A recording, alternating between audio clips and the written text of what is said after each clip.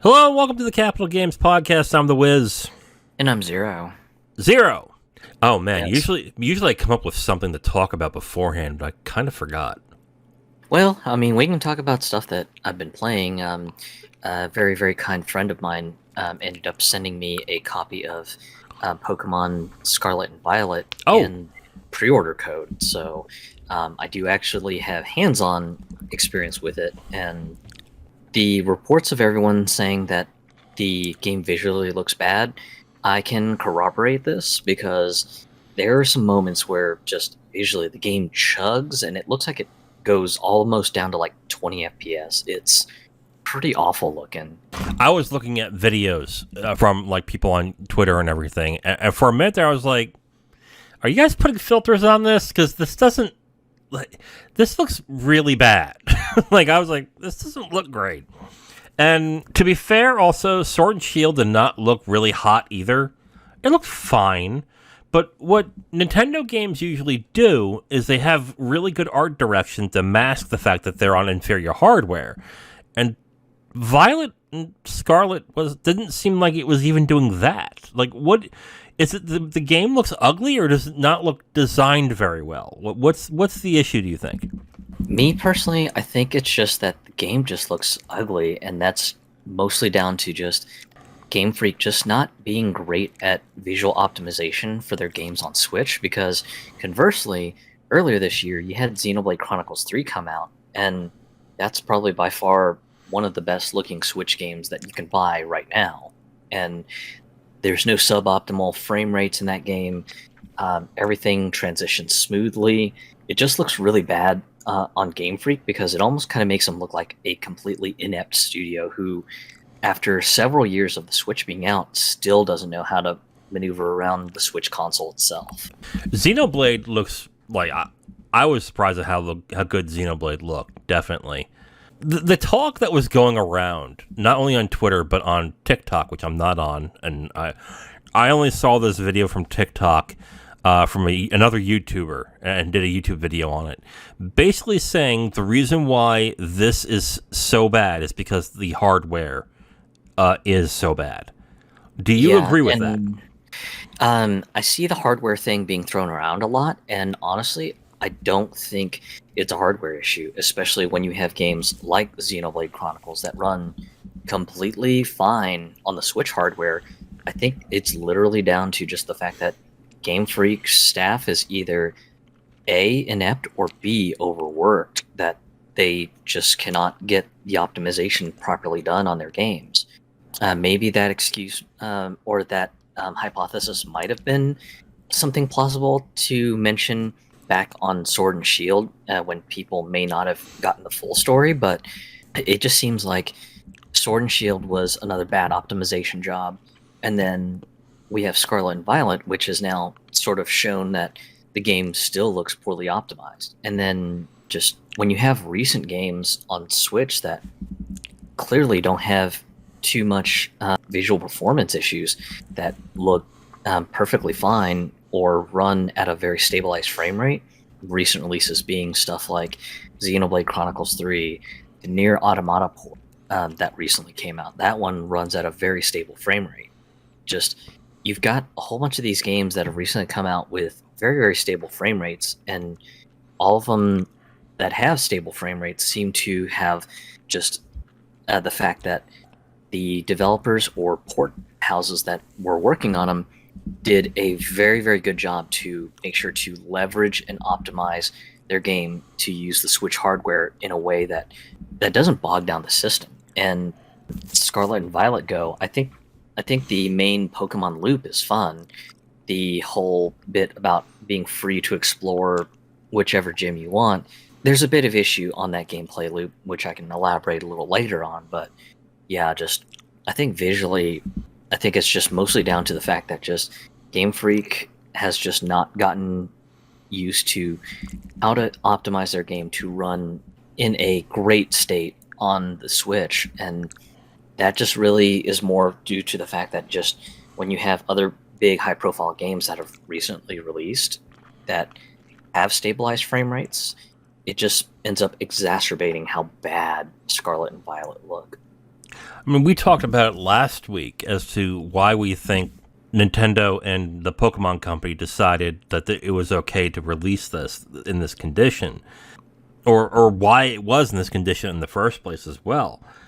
And I think we had an impasse basically as to what the reasons were. You're saying it's Game Freak and their inability to work in 3D. Is that what you're saying? Yeah, I mean, because even during the transition to 3D with the 3DS games, it was clear that just, in my opinion, that Game Freak just was not used to working in 3D or really just doing much in 3D. I think X and Y was a prime example of that because the movement really wasn't fully 3D movement. It was just kind of movement along certain pathways, and then when you got out to the field, the movement was still grid based and everything. That could be that you could be right on that. And do you also think the other thing is that maybe they're not staffing up as well? I mean, if we're looking at a big game like that with 3D, and you're doing it in maybe a different engine, you'd probably want to staff up big time in order to actually get that running the best way possible. I think I read somewhere, didn't Ubisoft in one of their Assassin's Creed games had like 500 people working on their game, and Game Freak is much less than that. I forgot what the number is, but it's a lot less than that. And if you're doing a fully 3D game with a company that has not been used to doing fully 3D games, and they're doing it for the first time, pains to say that you should have more staff in order to help with the transition. The other thing also with this as well is with Pokemon Company and Game Freak is their need to stay with the traditions of the Pokemon game itself. I don't see a lot of people talking about this, but could it also just be at this point that people are starting to get tired of the formula? I know the reason why that the Pokemon Company and Game Freak do it the way they do it is because they always think of this could be somebody's first Pokemon game. Okay, fine. But it's not selling $10 million. It's not selling 10 million units to all new people. The vast majority of them are people who've played the game. Do you think it's time for them? Do you think it's just a fear of evolving the entire product? That could possibly be a concern. To the point about the number of employees Game Freak has, as of 2022, they are reporting that they have 169 employees total. Wow, So, that's yeah, it. yeah. So in the grand scheme of things, when you were talking about how Ubisoft had like almost 500 employees, yeah, that's quite a stark difference in just the amount of staff just working on stuff. So, and that's 169 employees divided over 2 locations in Japan. They are kind of working on a skeleton crew now that you mention it with the staff numbers. That is a low amount. Like Oh yeah, totally. maybe Nintendo runs their studios low for a reason, but you're also talking about a series that for some reason I guess needs to keep a certain cadence. Like I was thinking about it a couple nights ago, and there seems to be a Pokemon, is not a mainline Pokemon game, but there seems to be a Pokemon game coming every year. Whether it's Arceus, or it's the Let's Go games, or it's just something Pokemon has to come out every year, it just seems like. And it could be in their best interest at this point to not do that, I guess. Is to just stop and just say, okay, we may need to like freshen up this entire series, because it as much as I do. Well, I didn't like Sword and Shield. I loved Sun and Moon. I thought Sun and Moon was great. But even then, it was more like a nostalgic, man, I really loved Red and Blue. Like, Red and Blue is one of my favorites. But I played Sun and Moon, and I was like, wow, this really reminds me of Red and Blue a lot, but in a great, like in great, and it does a lot of things as well that improved upon it. I just, for some reason, I'm looking at Pokemon and saying, does it really need to be something that has a new game every 3 years? Is that really necessary? Couldn't they just add on and add on and add on with the mainline games? Like, I mean, you'd have to make a fantastic game, but look at Destiny 2, okay? And as much as I refuse to play Destiny 2 now because of what I did, Destiny 2 is built on a fantastic framework and has great gameplay, where they can update that game for now. How long it's been? Like 5 years now? It's been released, Destiny 2?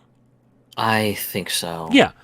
Pokemon does not have to be technically impressive. It can look, it has to look good, but it doesn't need to be technically impressive.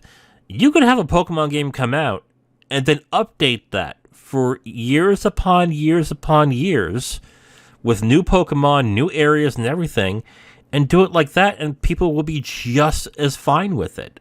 I don't understand, unless this is Nintendo not willing to do that. I mean, that would be, I think, the best evolution for Pokemon at that point. I think really one of the main issues that I have with Pokemon, even as somebody who pretty much has been kind of a long-time Pokemon fan and everything, just I hate that new mechanics will get introduced, and then suddenly, once the next game comes out, whatever mechanic was in the previous game just gets completely tossed in the garbage. Mega evolutions, that was a thing for X and Y, and then that got dumped, and then eventually we get to Sword and Shield, where the Gigantamax mechanic, kind of a neat mechanic, and then that gets pitched into the garbage, and then you've currently got a terrestrialization mechanic, which I actually think the terrestrialization mechanic is very fresh, mostly because of the fact that just with the terrestrialization mechanic, you can end up getting Pokemon that have a Terra type that could be completely different than what they may be weak to. So, for example, you could get a water type Pokemon that normally would be vulnerable to electricity, but it could have a Terra type, turns it into an electric type. So basically, just you get into a battle, and just the opponent is using nothing but electric Pokemon and everything. You can just use the terrestrialization mechanic and just boost up your Pokemon to take on its Terra type, and then boom, it becomes an electric type, and then you get to see the nice message of, this move is not very effective on this Pokemon. Yeah. So, do you think the gameplay mechanics and everything are solid? I mean, they're solid enough that beginning gamers can understand, but I think really where it gets kind of nitty gritty and potentially advanced is if you're really into the PvP mechanics. When you get really into the PvP mechanics of just wanting to battle people online for days on end, then that's where you can get into really complex matchups. You can set up Pokemon that have like ideal traits, perfect EVs and IVs. Just there's so much that you can do if you really, really want to get into the nitty gritty of just doing the PvP stuff. There's a bunch of videos of people just, getting into some really intense matchups and everything, of just setting up Pokemon that have like the most ideal personality traits, like a personality trait that might make them a little bit more resilient to taking fatal damage and stuff like that. So it's a whole rabbit hole that you can go down into, especially if you really want to get into the whole PvP thing. That's kind of fun for people who enjoy the PvP aspect. That's personally, I'm not into the PvP thing. I like the whole collecting aspect, just collecting the Pokemon throughout the journey, doing what needs to be done to get them to evolve into their higher stage forms and everything. And then, of course, the Terra raids are basically a iteration on the Sword and Shield Gigantamax raids and everything. I think those have been pretty fun, especially from the fact that if a Pokemon appears in the Terra raids, unlike what happened with the G-Max raids in Sword and Shield, in Sword and Shield, you had a potential chance to catch a Pokemon. It could be the one that you're looking for. It could be like a shiny legendary Pokemon that you've been just slaving over to find. And in Sword and Shield, you actually could have a chance of that Pokemon just breaking out of the Monster Ball, and then you'd be like, "Well, sorry, try again. Get into another raid and pray that you get this Pokemon to land on and everything." Whereas in Scarlet and Violet, the host has a 100% guaranteed chance to catch the Pokemon in a raid. The participants in that lobby have a pretty much damn near close to 100% chance. Okay. So there is still a chance if you're kind of like a participant in a lobby, but generally it's so low that you would have a Pokemon just break out of the Monster Ball and everything. So it's damn near close to 100%. So if you're one of those who obsesses about having your Pokemon in just the most perfect Pokeball, you don't have to worry about the ball breaking while you're trying to catch a Pokemon. So like if you want to catch a Eevee that has a ghost Terra type and you want it to be in a Premier Ball, then yeah, you could pretty much technically catch one in a Premier Ball without generally having to worry about it breaking out of the ball and then losing that Eevee because you decide to go with a more swag-looking Pokeball to put it into. I really wish Game Freak and the Pokemon Company would look at the community that they have when it comes to competitive Pokemon and just put some implementations down for where other people can get into that stuff. Because I got into Sun and Moon big time. And I got into it pretty late, but I really enjoyed Sun and Moon and everything it was doing. I kept thinking, it might not be a bad idea for the next Pokemon to get into this stuff, because this is kind of fun, and I wouldn't mind trying that out. That seems pretty cool. And then, of course, Sword and Shield happened. I didn't like it very much. I was like, well, that's not happening.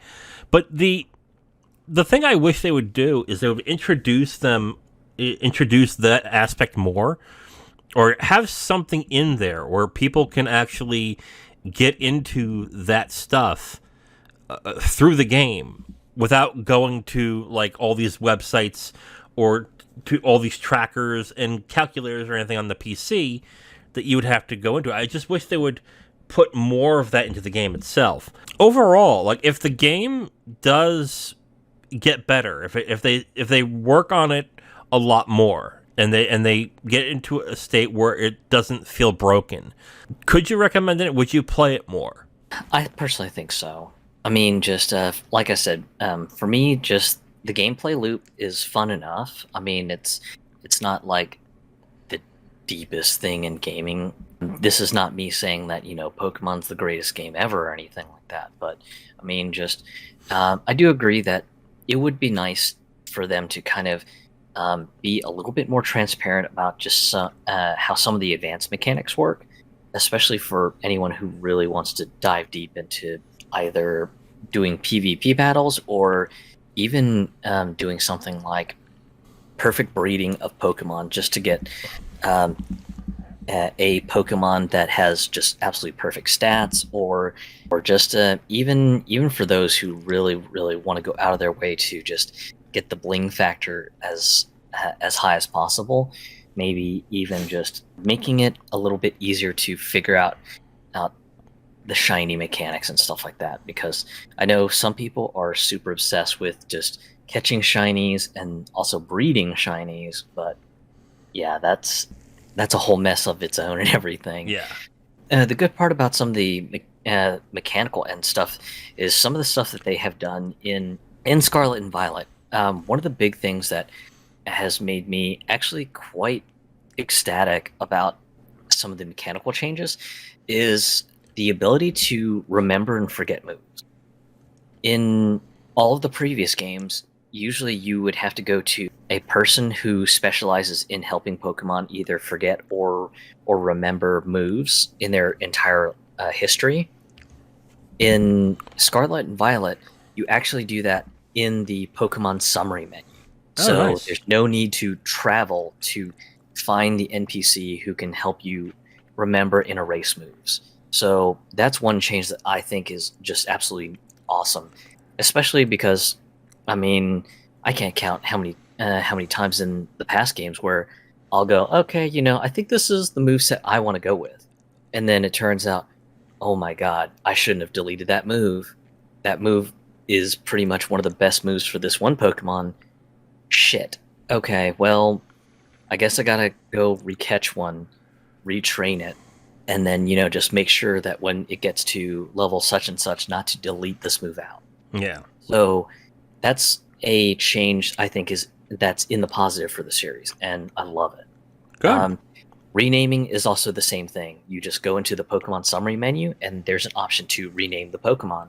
So if you named your Pokemon something terrible, and then you realize, oh yeah, I actually hate that name, then yeah, you can actually go and rename the Pokemon right there. So no need to search for an NPC to rename your Pokemon either. And then I think the one that you were kind of surprised with when I was just streaming it in our Discord server and everything was the ability to create TMs via craft. Yeah, that was a when I saw that, I was like, oh, that's not a bad idea. That's actually a pretty good idea. Because Yeah. I remember like when you would get TMs in all the other games, I would never use them ever because I'm like, I gotta find the right Pokemon, and I never find the right Pokemon I feel like it's for, or to have to look up a guide or something to see, okay, what's the right one to put it on, which also is a bummer because if you have to do that, then it really isn't your Pokemon, So Yeah. And what makes it interesting is going back to the point of just you can manage to forget and remember moves on all of your Pokemon. If you use a TM on a Pokemon, and then at some point you decide, oh, that was a terrible idea. That move is really bad on this Pokemon. You forget the move, and then let's say later you're just like, oh shit, I shouldn't have deleted that TM move. The move function on Scarlet and Violet also remembers TM moves nice. on top of the level moves as well too. So just another nice thing that just makes it just so much nicer, especially for anyone who might not be on the up and up on the PvP end, but just maybe they're trying to develop a move set to beat a gym leader or something. At least you can now go back to your Pokemon's entire move history and go, actually, let me shift my moves around. Let's have this one, keep this one, and yeah, let's go ahead and keep the fourth move too. So just it's such a great quality of life feature, and I really hope that they don't delete these 3 quality of life features out going forward on the next Pokemon games, because just this has actually made playing Violet just a lot of fun. Yep. Because just I'm not having to search for NPCs, and to the point of TMs, I'm not having to go, okay, well, I'm short on money because I'm not fighting a bunch of trainers or anything, and okay, I've done everything, so I have to play the end game tournament just ad nauseum until I farm up enough money to go and buy whichever TMs I need. The fact that you can just craft them as long as you have the right Pokemon mats and everything, I just think it's a great change for the better. I guess what you're saying is until if they improve the game, technically, would you recommend people getting this? If you're not a graphical eye candy nerd, then the game's probably fine. Do be aware that there have been some really odd crashes that have happened to some people in my, I want to say, 20 or 30 hours with the game. I have not really encountered any crashing, though one problem I have had encounters with pretty often is when I'm trying to queue up for a random Terra raid. Sometimes I'll have a Nintendo Switch system message saying, "Hi, we tried to connect you to the Terra raid, and unfortunately the connection was interrupted. So you're going to be sent back to the Terra raid menu to requeue up." So that's about as annoying of a bug that I've run into, but my experience will not reflect everyone's experience. Okay. So Would you recommend it? Only if you don't really care too much about the visual stuff that's going on with it. If visuals are important to you, then yeah, just I would say probably avoid it and maybe wait until Nintendo or Game Freak or both announce that there's going to be a new patch that fixes up everything. But yeah, I mean, if visual fidelity is important to you, then yeah, just definitely avoid it. Wait for a sale. Wait for a patch. But if you're kind of a person who's just like, I just want kind of a fun and engaging enough game, then yeah, Pokemon just seems perfectly fine. It's not good, but it's not bad either. It's just kind of real dead in the middle. Okay. All right, well, let's move on to the news that has happened this week. Kind of a light week, but we got some meaty stories for you, so let's get right into it. According to the 3 sources cited by Politico, the FTC chair, Lena Khan, is looking to rein in the power of the world's largest technology companies. With that being said, it is looking like that the Federal Trade Commission, the FTC, for the U.S., is likely to file an antitrust lawsuit to block Microsoft's takeover of Activision Blizzard, according to a new report by Politico. This has been pretty much hinted at for the past few months that this was a possibility of happening. This wasn't from the beginning something that was obvious, but as time went on, it started looking like this was a possibility. And now that more politics-focused and more government-focused websites are reporting on this, it's looking likely that this will happen. Zero, what are your thoughts of the news that the FTC are likely to bring up an antitrust lawsuit over the Activision Blizzard acquisition? It's a bit interesting, mostly because just I know I was being a bit cynical several weeks ago just about the whole Activision Blizzard deal with Microsoft. I was just like, well, Microsoft is one of the biggest software companies in the world. Microsoft products are pretty much proliferated throughout the US government. So, just Microsoft was just likely going to steamroll through the deal without any opposition was going to be the likely result. But yeah, just to see that the FTC might have to step in and intervene and say, hey, either you've got to change some details of the deal or do something, it's going to get interesting and potentially thorny, especially with the fact that I imagine there's likely some sort of clause in this acquisition contract that if a third party not related to either Activision Blizzard or Microsoft ends up breaking the deal, that Microsoft ends up getting a bunch of money for it. And again, just one of the potential scenarios I could see is the deal falls through, Microsoft gets a fat wad of cash, and they end up kind of laughing it to the bank and go, well, just Sony, we gave you a chance to, just try to play nice and try to, not piss off any regulators, but you all had to make a stink about it to catch the FTC's eye. So, yeah, we're going to buy up From Software and a couple of other companies that make some uniquely Japanese games. And yeah, you can just chew on that for a bit. Yeah. And that won't bring the ire of the FTC. They won't even look at that. They'll just be like, okay, whatever, and move on from there. Which is why I'm finding the potential of the lawsuit puzzling in this. Because, and we are dealing with people here who are not in the know of the video games industry. They are basically relying on what's been given to them, which is basically what Sony has been saying, and Jim Ryan. That basically saying that if they were to get this, the whole games industry would collapse in on itself and would not be able to survive. It would just be Microsoft, which is not the case. Period. It's not the case. But yeah, because I think even Microsoft ended up in a statement basically when basically asked just if this acquisition would be a detriment to Sony or not, because of the potential exclusive titles that Activision Blizzard's branding would provide them. I think one of Microsoft's comments was, actually, no, Sony's got the better exclusives. Yeah, but that's legal posturing. Yeah, it certainly is. that is just posturing to a certain extent because Sony's been doing it too. Microsoft's going to do it back. The funny thing that I thought was funny this week was that Microsoft is trying to make Sony into Nintendo and make Microsoft the only place for quote unquote mature games and shooters. And which I looked at that and went, wouldn't you want to be Nintendo?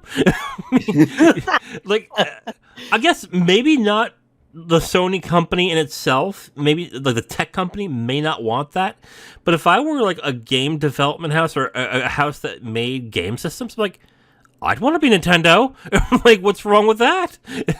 With that, it's just like, it's so stupid because Nintendo, in an honest opinion, I think Nintendo wouldn't mind having Call of Duty. But they purposely do low tech stuff. That's why Nintendo is not getting all the mature rated or the bombastic high tech games. It's because they do low tech consoles. That's the reason. It's not a competitive reason. It's they thought, oh, if we go low tech but do in a different way, we can gain a more sizable footprint of the industry. And that's what they did. It will just mean that Sony is going to have to come up with something different. And even then, they don't have to do anything different. They really don't. All they have to do is compete. And that's what this is. It is basically, they want the FTC to compete for them. And so far, it's going pretty well for them. For at least the US, UK, and the EU, they're all pretty much eating out of Sony's hands. Now, here, and we've discussed this before too, it'll just take some of these regulators to finally dig into the numbers and look at the industry and go, wait a minute.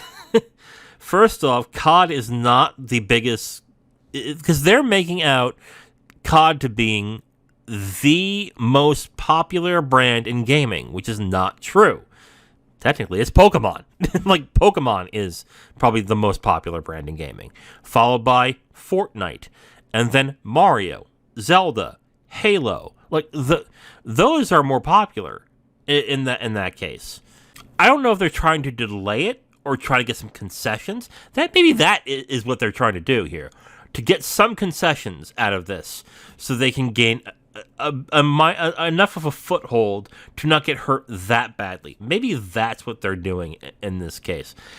I'm not too surprised that these regulators are eating this up and not looking further into it.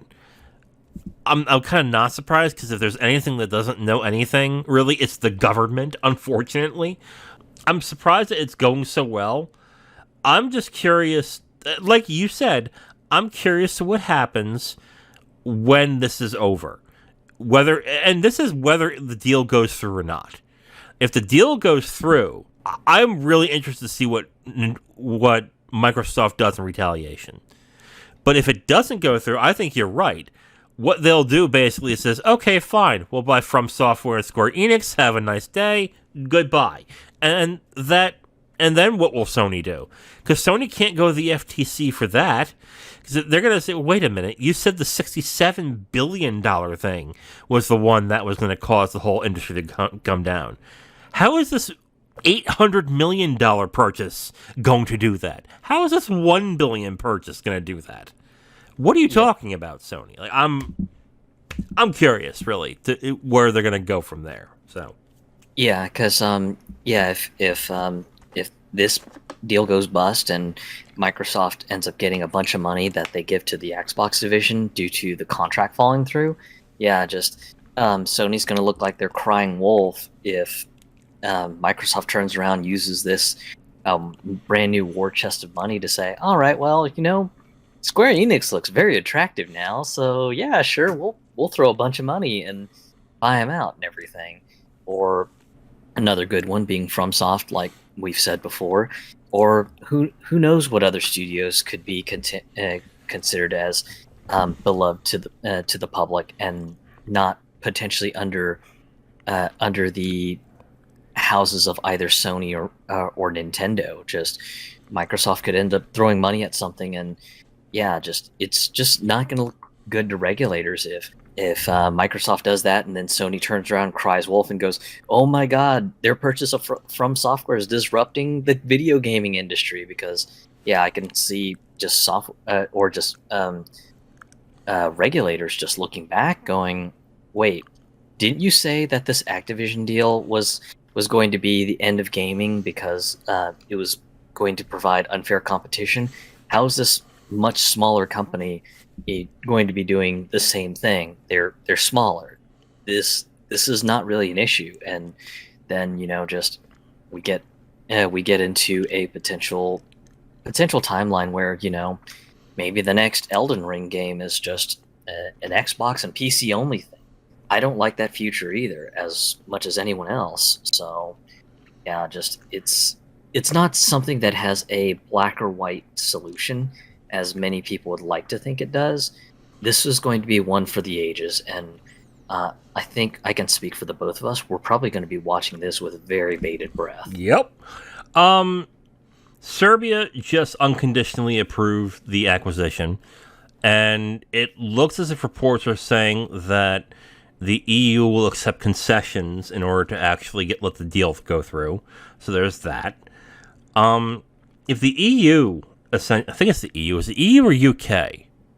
Yeah, I think it's the EU will allow concessions. The UK had one of their commissions express concerns over everything, but I think ultimately, just even with the concerns being had, things were the organization that had expressed concerns really wasn't very powerful overall.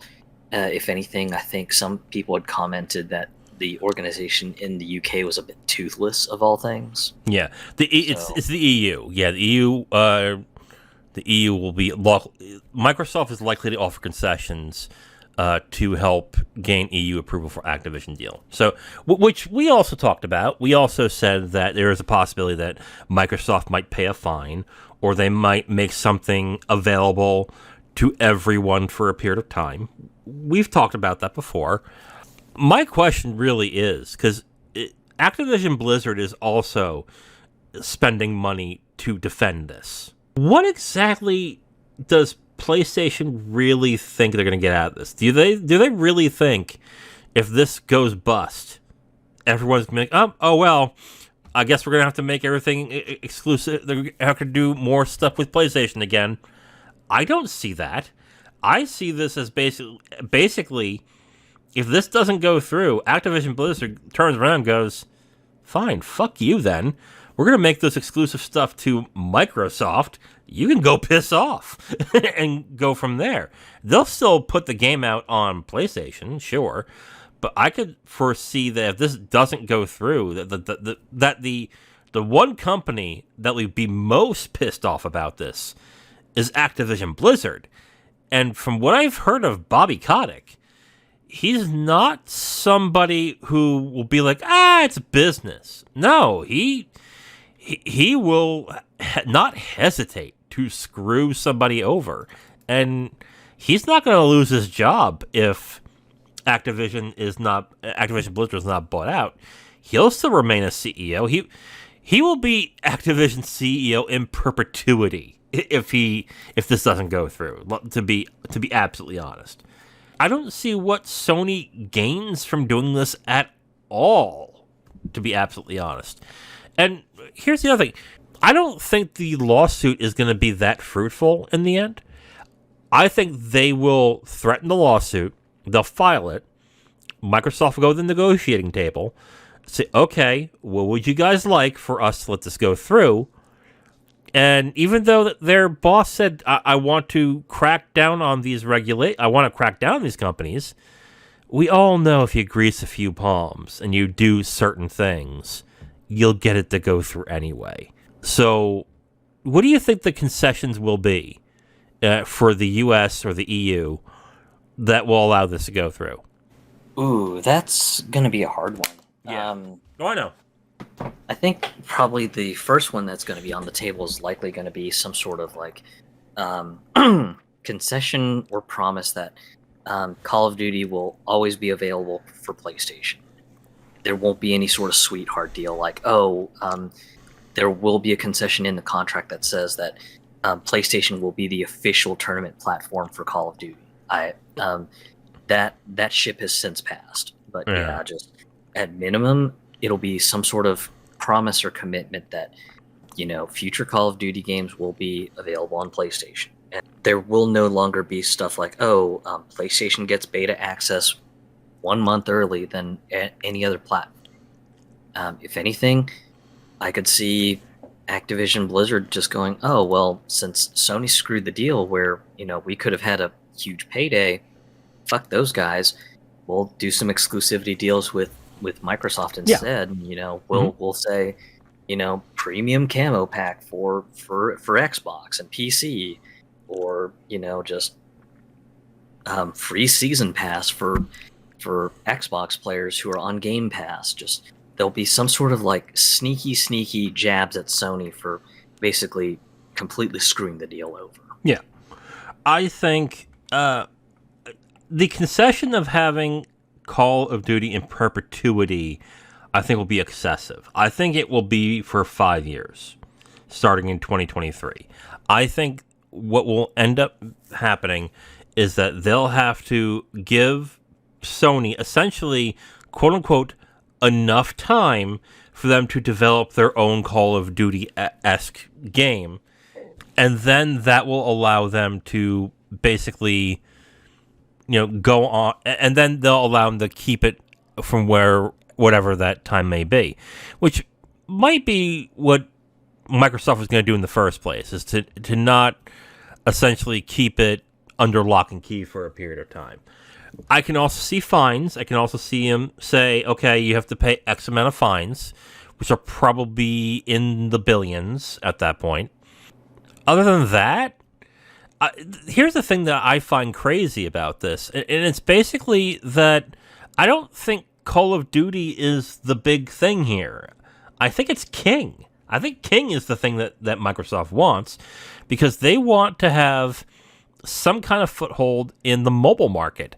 And with King, they're going to have one of the biggest games out there in mobile at that point. And with that, and you have Candy Crush, and you have all the games that King has, I mean, you have a money printing machine that doesn't take as much assets and much money to create, but is almost an infinite amount of money you can make. So I think King is the thing that they are really interested in. Not really. They're interested in Call of Duty to a good extent, but I really think it's King is the thing that they really want. But anyway, yeah, concessions I think is COD for a period of time on PlayStation and a fine. I think that's essentially what it's going to be. All right, so let's get on to the next story.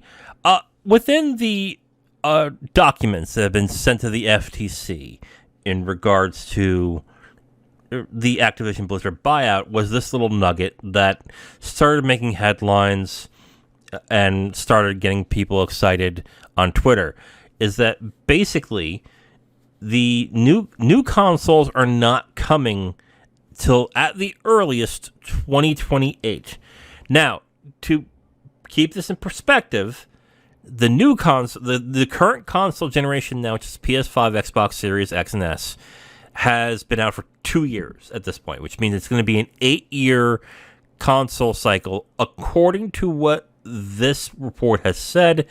Zero, what are your thoughts on the revelation that new consoles are supposedly not coming until 2028? It's interesting, but I've already seen the usual new console shit posting from the internet at large, with people going, "OMGs, is this going to be the moment that we see 8K gaming? Oh man, I'm gonna have to go out of my way and buy an 8K TV now," and stuff like that. And I just see the speculation going, yeah, who knows what could happen between now and 2028? Just within 6 years, who knows? Just 8K may no longer be the end thing. For all we know, it could be 12K. Just there's really just no telling on how the future of gaming will move on. And I think really the bigger curiosity is going to be, Will we see the full-on digital revolution in the video game purchasing space? Because I know a lot of people weren't happy with the Xbox One's original purchasing scheme, which was each disc had a DRM locked key and all this other junk. So, I mean, do future video game consoles end up going down the same road that Steam and PC gaming as a whole has gone down, with just completely digital purchases with no potential way of archiving your purchases? I think those are going to be the more interesting questions. But yeah, just kind of funny to see the usual tech spec musings of just people all over when they saw this news that new consoles won't be arriving until about 2028. I thought this was an interesting little factoid that they found on this, only because we are now 2 years, and we're going to be on the third year starting now when it comes to these new consoles. And I got to be absolutely honest with you, I don't feel like we've had a next-gen game. I've not thought of a game where I would say, wow, and this couldn't have been done without this console. I have not thought that once throughout this entire time. Sure, you have some games that have better frame rates or look a little bit better, but I have not seen a game that looks great and plays great that also isn't on a PS4 or an Xbox One.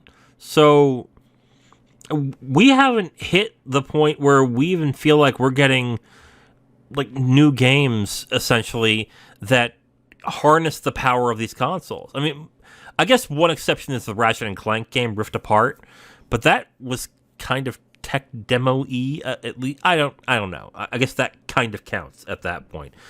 But even then, like, we're 2 years in. And I know I'm not the only one who thinks this. I've been, honestly, I thought about this this past week. Honestly, I was thinking about this week, and I look at the consoles that I have and go, I could have waited. Like that's the thing that just dawned on me. I was like, I was all gung ho to like I want to get the new consoles because games will look better, blah blah blah, and I'm like, they're not markedly better. They're not like there's not like a big jump, I think.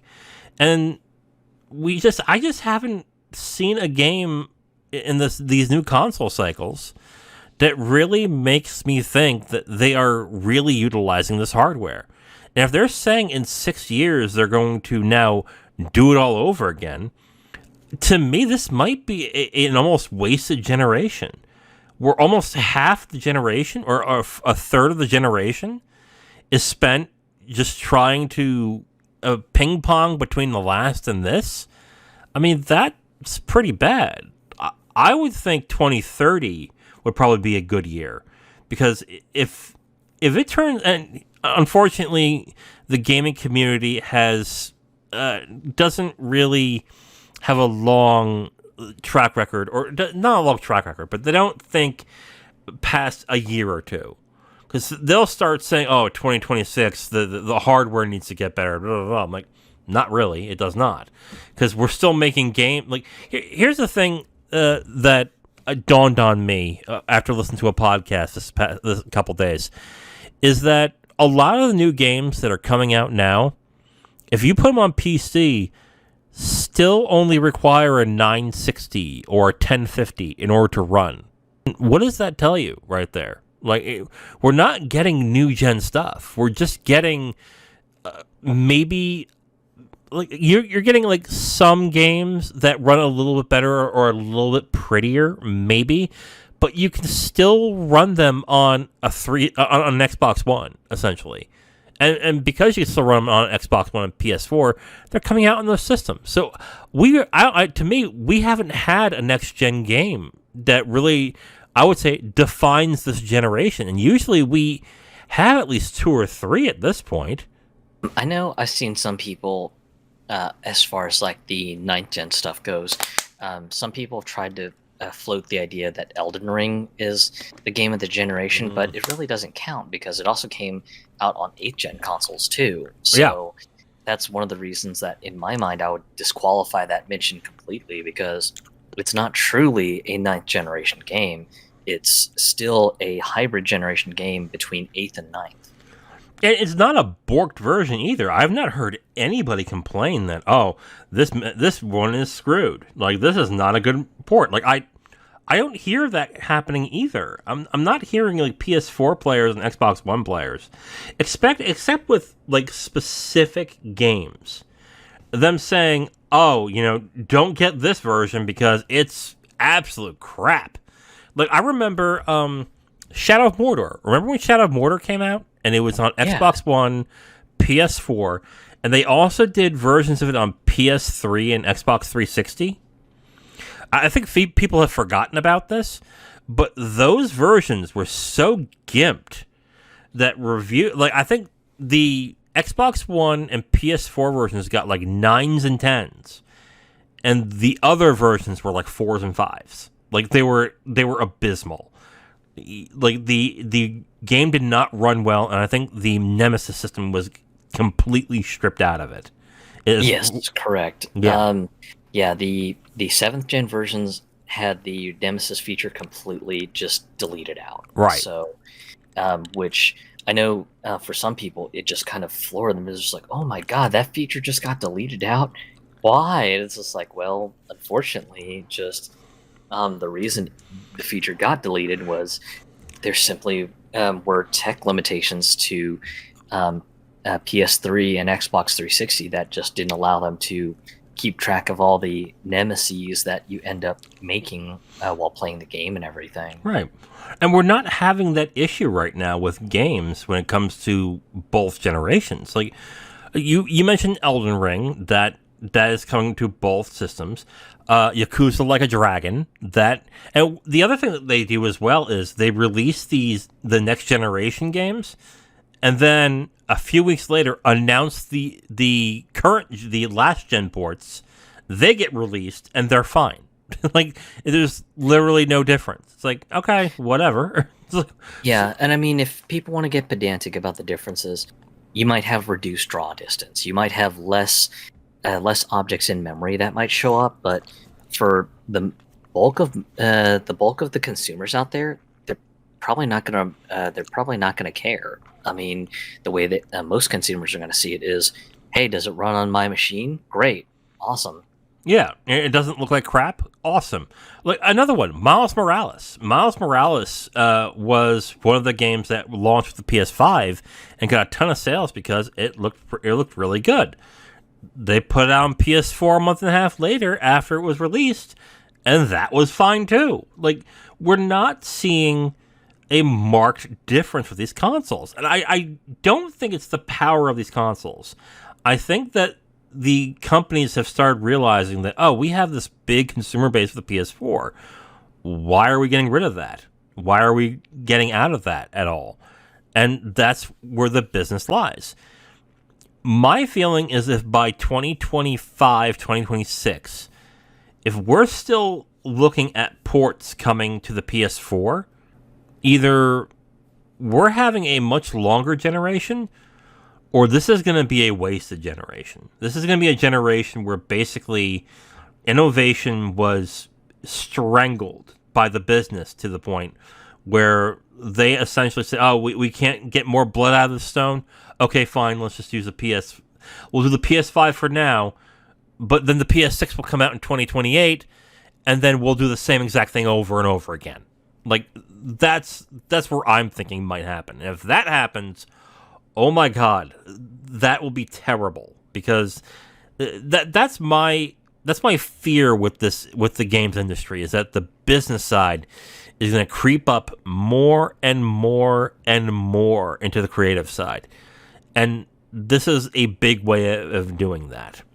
I guess game industry malaise is most certainly a concern for me too, especially just when the game industry just seems to kind of be in sort of a similar rut like Disney, with Disney doing the live action remakes of some of their most beloved animations and stuff like that. We're seeing it in the games industry with just, hey, we're remaking, this game. We're doing this, and I don't have anything against remakes if they're good and there's a lot of love and heart into them. Great example would be the Resident Evil 2 remake. I Yeah. thought it was really a fun way to kind of see Resident Evil 2 again in a completely different light. Final Fantasy 7 remake, um, the first chapter of it. Um, I think it's interesting because they were able to get into story beats that I remember seeing references to some of these story beats they couldn't get into in some of the Japanese Ultimania books and everything. So to see some of these stories that they couldn't do in the original PlayStation version being realized, that's cool. But for every good remake, there's still a handful of just bad or lazy remakes where it's just kind of, okay, well, we cleaned up the textures, that's it. So, hey, how about $60 for this? Or in some cases, even going as far as asking $70, and it's just kind of like, really, just this is now what constitutes as like a remake, or a remaster, just something that barely had any love and heart put into it, and then just here you go. Look at all these technologies we've leveraged on new consoles, and like the only technology that might be leveraged is ray tracing. So yeah, just I'm definitely with you that it just seems like ninth generation seems to be a gaming generation that could be potentially one that in the history books in the future might be seen as a wasted gaming generation. And I would hate for this kind of malaise to continue into 10th generation consoles if the 2028 timeline is to be believed, and if it proceeds to be on track. But yeah, just I would like to see things kind of push the boundaries a little more. I'd like to see a little bit more creativity in the industry that I love so much, but just ultimately, there's just no telling on how the future may run. When it comes to remakes, like I don't mind remakes either. There are some games like when it was rumored that Ninja Gaiden might get a remake, or they are gonna, I guess, reboot it or whatever. I was like, perfect game to do that with. Like it's been so long, and we haven't seen it in over a decade. Perfect, good. That's a good one. When we're hearing that Horizon Zero Dawn will get a remake, is when I'm like, what? Like, why? That didn't need a remake. The Last of Us Part 1 didn't even need a remake. And of course, that sold. Good Lord, people. Ugh. But, yeah, like, that's a definite fear I have, too, is that basically we're just going to get remakes, remasters, and reports of previous gen games, essentially. And we're going to get that ad nauseum every generation. And the more and more that these companies are allowed to do that, the more and more it's going to be like, if they keep getting sales like that, you're going to see that happen often enough. And Nintendo is guilty of this too. Like, Nintendo is definitely guilty of this. So I'm not going to give them a free pass. So Yeah. And even more egregious is just some of the stuff that they've done ends up being limited run only, like the Mario 3D collection. That was only on sale for a limited amount of time, which I thought was scummy because, of course, just stuff like Mario 64 has a huge part in just the legacy of Mario and everything, and to kind of gate that off with kind of like you can only buy this on the eShop and physical copies for a limited time, and then after that time has passed, we just pull the listing off. It's just kind of one of those things that left me scratching my head. And then another great example was Nintendo ended up doing I guess you can call it a slightly remastered port of the first Fire Emblem game that actually had an official English translation on it. And it was an eShop only thing, but it was only available, again, for a limited amount of time. And then after that time has passed, the download is just completely locked off forever. So if if you ended up missing out your chance to buy this, yeah, there's no legal way to get the game and everything. Yeah, and that is weird in itself because I doubt it's going to cost them that much to actually keep that on there. But that sounds like the Disney method from the 90s when they do their VHS tapes of their animated movies. What they use, the whole vault policy yes, thing the that vault Disney used to policy. do. Like, I can definitely see them turning around and, let's say, I don't know, let's say when Engage releases for Fire Emblem next month, you don't see them saying, "Oh, and for this week only, we're going to bring back the Fire Emblem port with the English translation back for 1 week only. Purchase it for now for $5 more, and then go from that point." I can see them doing that, absolutely. Oh yeah. I guess back to the main part of the issue I have with it being 2028 is that next year better be a year where I see the new games coming out and going, oh yes, this is a marked improvement from the previous generation. Oh yeah, there is no way this could have been done that last generation without like big concessions. I better see it next year, because if it doesn't, we're looking at a wasted generation, in my opinion at least. If you're going to tell me we're going to, and yes, people say, but what about COVID? What about, COVID really screwed things up? Sure. But then make the generation later, okay? Let's get on to the next story. Kotaku reported just today, and right before we did the podcast, that loot boxes could be regulated to be adults only if a bill passes in Australia. An independent Australian lawmaker has put a bill into I think Parliament.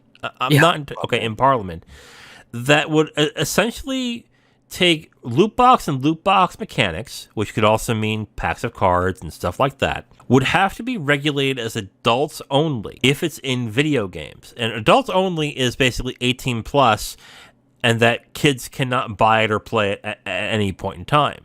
The formal rating in Australia for games that are 18 plus is R18 plus. Right. And ours is AO, essentially. This will also lead to a lot of console makers having the question of whether they're going to want to have AO games on their console, which for years now has been a flat no. They don't want it.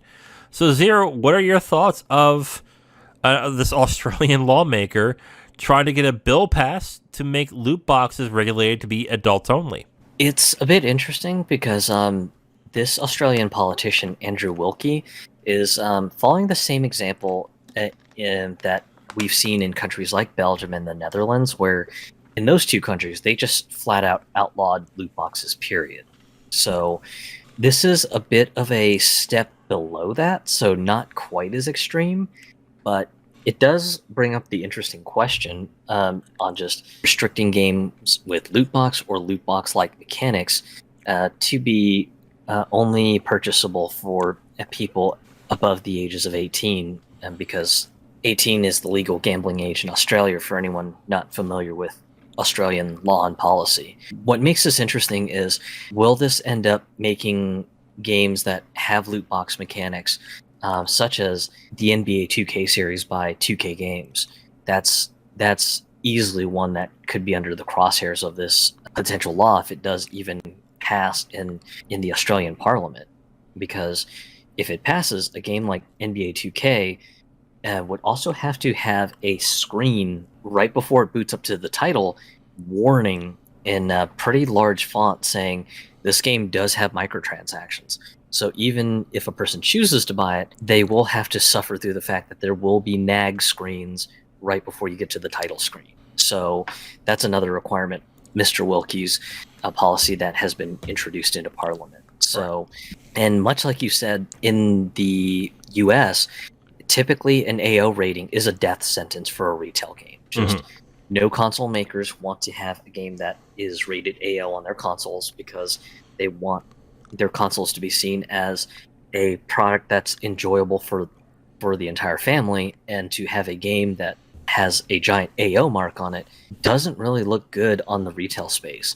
And I imagine it still doesn't look good on the digital storefronts either. So I would imagine just if the R18 plus rating in Australia has the same sort of weight as the AO rating that we have from the ESRB in the US, this could end up potentially making games very unattractive for stores in Australia to stock on their shelves. But honestly, that would be something someone from Australia would have to comment on and fill us in on, because we don't know how the gaming stores are compared to what we see over here in the US and everything. I think what makes this whole bill interesting is that potentially, depending on certain situations for games with loot boxes, this bill would also provide lawmakers the ability to put a RC label on these games. And for anyone who does not know what the RC label is, that is a straight out ban in the Australian rating system, RC being short for refused classification. So basically a game that is considered to be just non-compliant with Australian law, that they will just outright ban the game, and the game will not be legally purchasable within the confines of Australia. I don't think this would work in the US, only because I'm thinking about it now, and there's one thing that would stop this from happening, and that's baseball cards and trading cards. I could see a person that works for the ESA turn around and go, what about Magic cards, Pokemon cards, baseball cards? Are they illegal now? Are they only for 18 years old? People who are 18 years old? Is that what we're doing now here? The other thing I read up on this too is that this was from an independent politician, not from any of the parties like Labour, and I think there's a Conservative Party as well for Australia.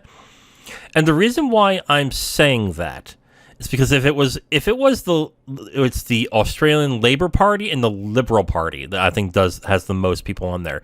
If it was one of those parties, I would be more reliant on thinking that this might go through. But since this is an independent, something tells me this is going to go nowhere. I don't think this is going to go anywhere at all. I think what will happen basically is this will gain press for about a week, and then this bill will quietly die. Unless independents have a little more power, a little more sway than they do in, like, let's say, the English or the U.S. political system, because independence in our system has no pull really at all, except for Bernie Sanders. The only reason why Bernie Sanders has any pull is because he regularly works with the Democrats. I don't see this moving forward at all. I think it dies. Not maybe not quickly, but quietly. I think this will die. We'll never hear from it again. What do you think? I can't say that I'm an expert on Australian politics either. It'll be really interesting to see if this gains any traction or not, especially since it sounds like this guy isn't allied with any of the bigger political parties in Australia. So if no one decides to ally themselves to this bill that he's introduced, then yeah, expect this bill to kind of end up being shuffled quietly out of existence. And that'll be the last that we hear of it. But if the moral panic play that this particular politician is going with, or restricting games with with loot box like microtransactions, ends up picking up moral steam with the Australian government, and you have people just jumping to ally themselves with the bill, who knows? That could completely change the dynamics. Yeah, I'm not a politics expert of Australia either. I'm barely one for the United States, so I'm not going to pretend I am. But you would need one of a couple things for this to work. You need a politician who's popular, and I don't know if this Wilkie guy is. You're going to have an issue that relates to the public, which, I hate to say it, but I don't think the mass public cares that much about this. I don't think they're even aware that this is going on, for the most part. Even though gaming is popular, I don't think a lot of people are aware of this type of thing that's going on in gaming. And there has to be a moral panic in order for it to really like build momentum. And I just don't see that happening. The only time I see a moral panic really happening is when it deals with something taboo or when someone dies. I'm thinking about the moral panic with the video nasties in the 60s and 70s in England and in the US with movies like Cannibal Holocaust, Cannibal Ferox, A Clockwork Orange, stuff like that. Things that genuinely, how do I put this? That genuinely offended people. You would have to offend people in order for it to gain a moral panic. I don't see this working. Unless he has more pull than I realize, I think the bill dies. All right, on to the next story, Zero. The next story is kind of an interesting one. Ungeek in the Philippines went to a Japanese video game press event that had included two major people from the Yakuza team. And essentially just they went to a press event to speak to these two particular folks on the Like a Dragon team and everything. And one of the questions that had came up was, why are they revisiting the Ishin game, which for anyone who needs a refresher, this was a Yakuza game that was set I want to say before the Meiji Restoration era.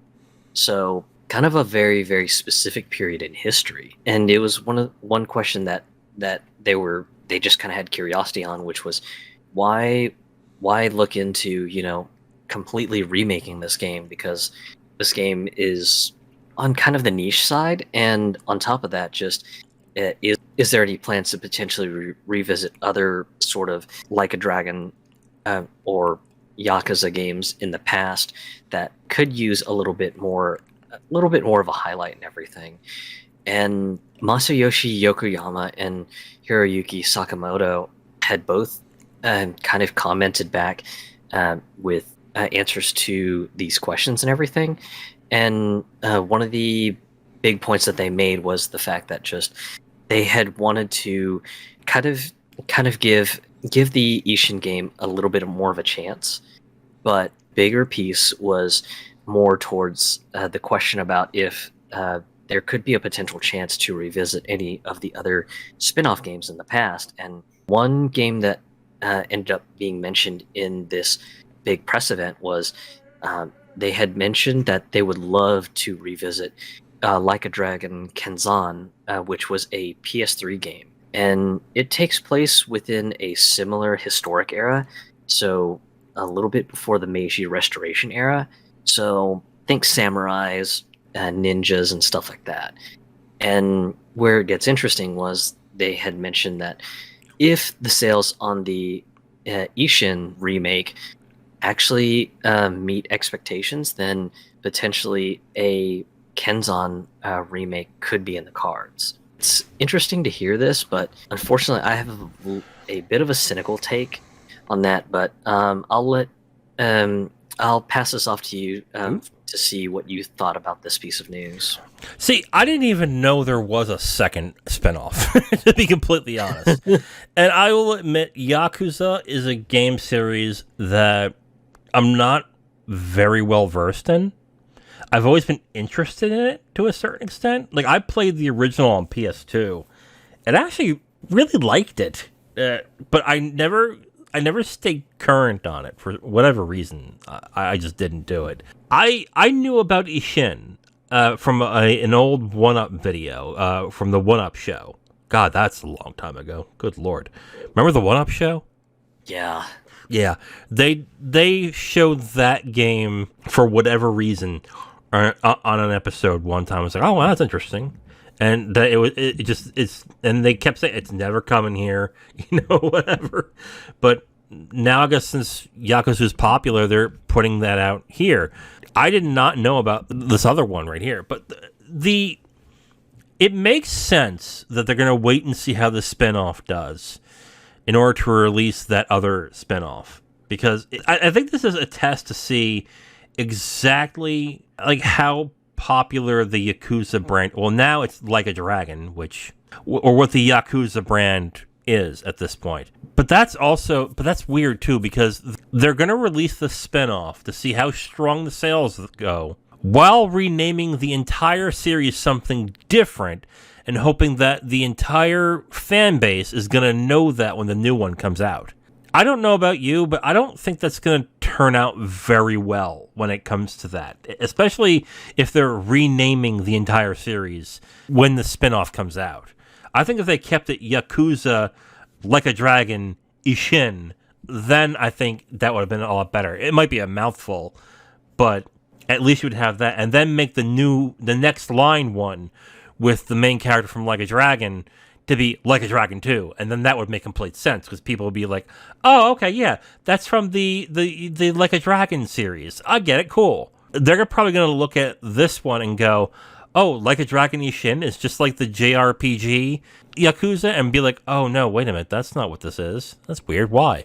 This could be a problem, I think, for the spinoff. What do you think? Honestly, Sega's been doing a really good effort to bring awareness that the English name for the series is going to be Like a Dragon. They've been doing quite a bit of marketing, so I don't really see it as being a problem, especially since the games have always been, at least for the West, something that has always been kind of word of mouth. That the marketing has been primarily word of mouth. So honestly, in my opinion, I don't really see the name issue as that big of a deal. And I know it seems weird with the renaming, but I know Sega's Western departments have come out and said that the reason for the renaming is they want the brand name to be consistent throughout the world and everything, because the Japanese name for the series is Ryuga go Toko, which literally means to be like a dragon, and that's why they've gone forward with this whole rebrand and everything. Overall, just as much as I would love to see more of the spin-off games and maybe get a little bit of a nicer, I guess, remake treatment, I don't think the Ishin sales are going to be strong. Just mostly because of this subject topic. This is the Japanese Bakematsu era, so not really something that most Westerners are aware about. I mean, most Western folks know about the Meiji era because there's just a ton of manga and anime subject matter that do cover the Meiji era, but some of the other eras in Japanese history, like the Warring States period, the Bakematsu era, those aren't things that most Western folks are aware of. And if Western folks are aware of it, it's probably because of likely a niche interest in it. And the Yakuza and Like a Dragon games, they're already niche already. So you're talking a niche of a niche.